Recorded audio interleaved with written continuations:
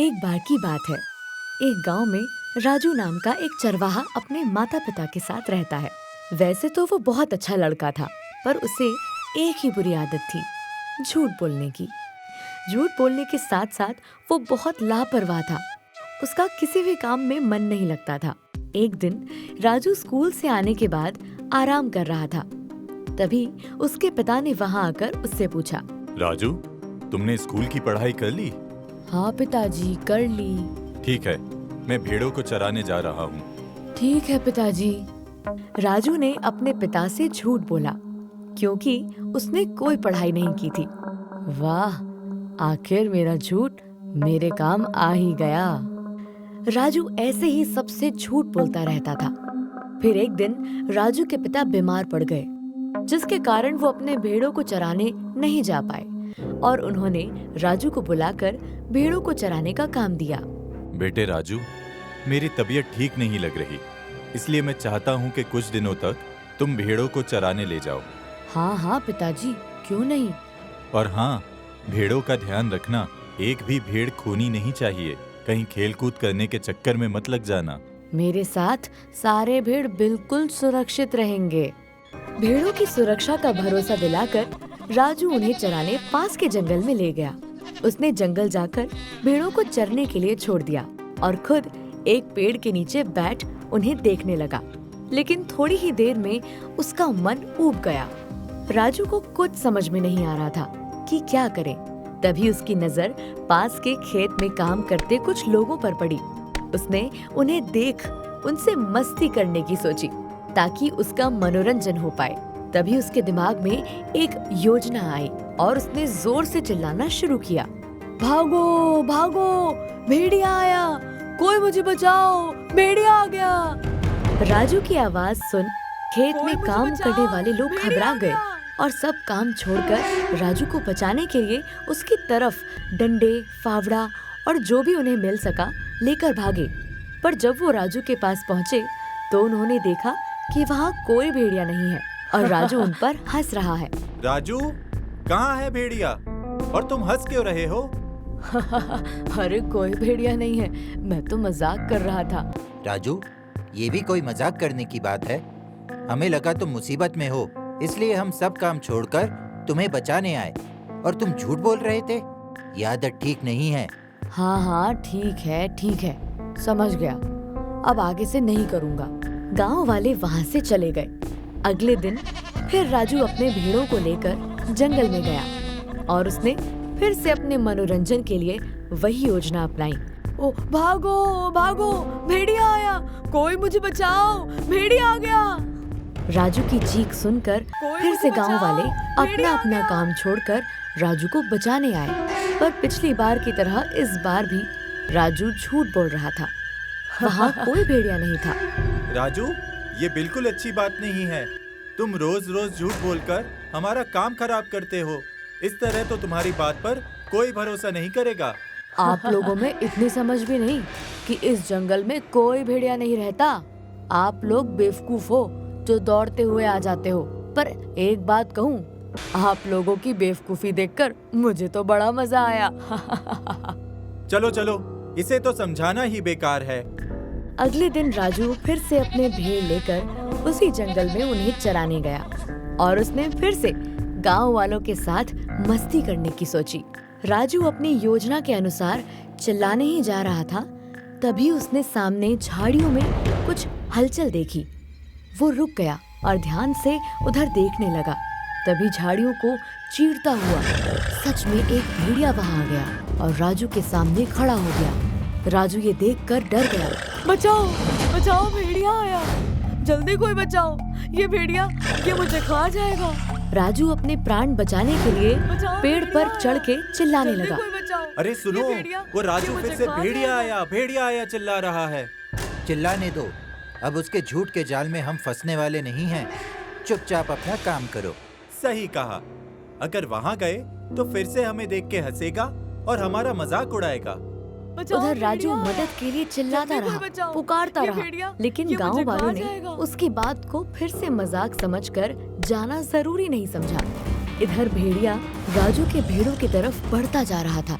राजू असहाय होकर भेड़िए के ऊपर चिल्लाने लगा, कोई तो बचाओ, ये भेड़िया मेरे भेड़ों को खा जाएगा। राजू के चीखने चिल्लाने का कोई असर ना भेड़िए पर पड़ा ना गांव वालों पर, और देखते ही देखते भूखे भेड़िए ने राजू के भेड़ों पर हमला कर दिया और उन्हें एक एक करके खा गया। राजू ये सब पेड़ के ऊपर से देखता रहा, पर अपने भेड़ों को बचाने के लिए कुछ नहीं कर पाया। राजू को उसकी झूठ बोलने की आदत भारी पड़ गई, जिसे उससे अपने भेड़ों के प्राणों से चुकाना पड़ा। भेड़िया राजू के भेड़ों को अपना भोजन बनाकर वहाँ से जाने लगा। तभी एक गांव वाले की नजर उस पर पड़ी। अरे वो देखो, ये तो सच का भेड़िया आ गया। कहीं राजू सच में तो मुसीबत में नहीं? चलो। गांव वाले राजू को बचाने के लिए भागे, लेकिन तब तक बहुत देर हो चुकी थी। भेड़िए ने राजू के सारे भेड़ खा लिए थे और राजू डरा सहमा पेड़ के ऊपर बैठा था। गांव वाले राजू को पेड़ पर देख चिल्लाए, क्या हुआ राजू, पेड़ पर क्यों चढ़े हो? भेड़िए के डर से, उसने हमारे सारे भेड़ खा लिए। अरे तो इसलिए तुम चिल्ला रहे थे? हमें तो लगा कि आज भी हमेशा की तरह झूठ बोल रहे हो, इसलिए कोई तुम्हारी मदद के लिए नहीं आया। इसलिए मैंने तुम्हें समझाने की कोशिश की थी। अगर तुम रोज रोज मजाक के नाम पर झूठ नहीं बोलते, आज तुम्हारे भेड़ जिंदा होते। राजू को मन ही मन बहुत दुख हुआ और उसे ये बात समझ में आ गई कि झूठ बोलने का परिणाम बुरा ही होता है। गांव वालों ने मिलकर राजू को पेड़ से उतारा और राजू को अपनी गलती का एहसास हो गया था। उसने कसम खाई कि आगे से कभी झूठ नहीं बोलेगा और गांव वालों से अपने झूठ से परेशान करने के लिए माफी भी मांगी। मुझे माफ कर दीजिए, मैंने झूठ बोलकर बहुत बड़ी गलती कर दी। मुझे ऐसा नहीं करना चाहिए था। मैं आप सबसे वादा करता हूँ कि अब से कभी किसी से झूठ नहीं बोलूंगा। और इस घटना से राजू को ये भी समझ में आ गया कि झूठ बोलने की वजह से हम लोगों का विश्वास खो देते हैं और समय आने पर कोई हमारी मदद नहीं करता।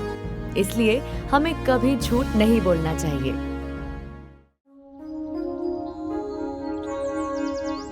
भेड़िया आया।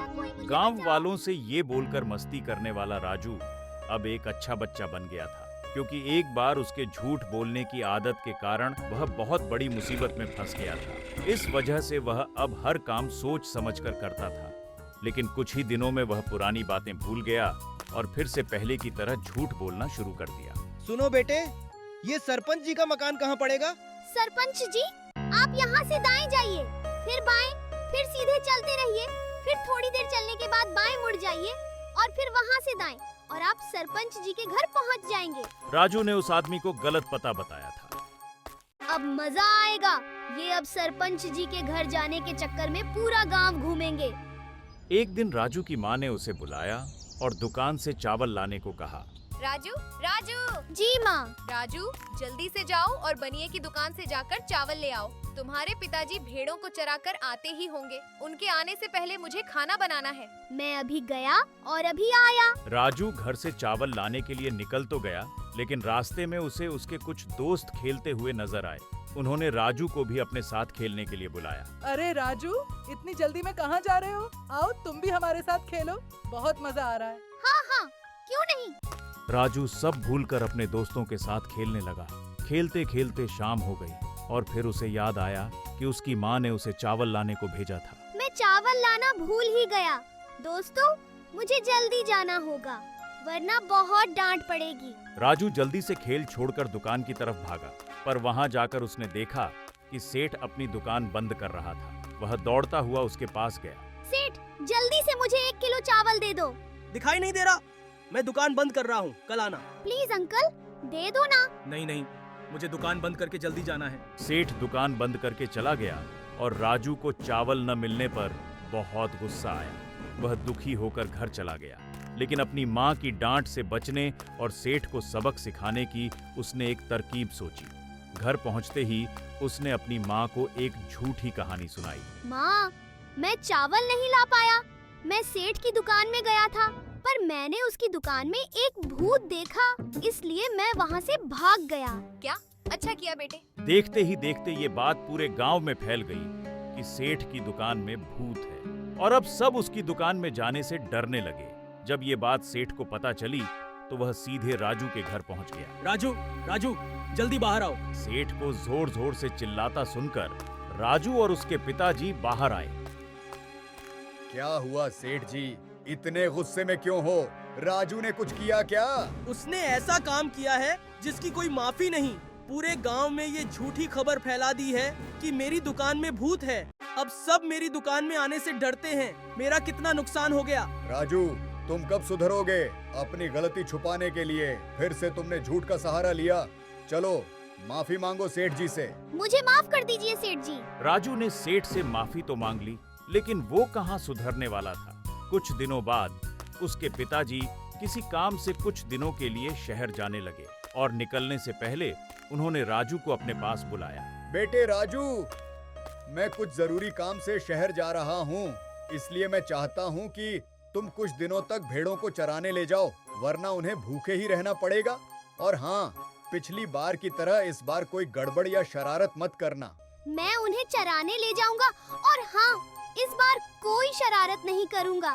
ठीक है राजू, चलो मैं चलता हूँ।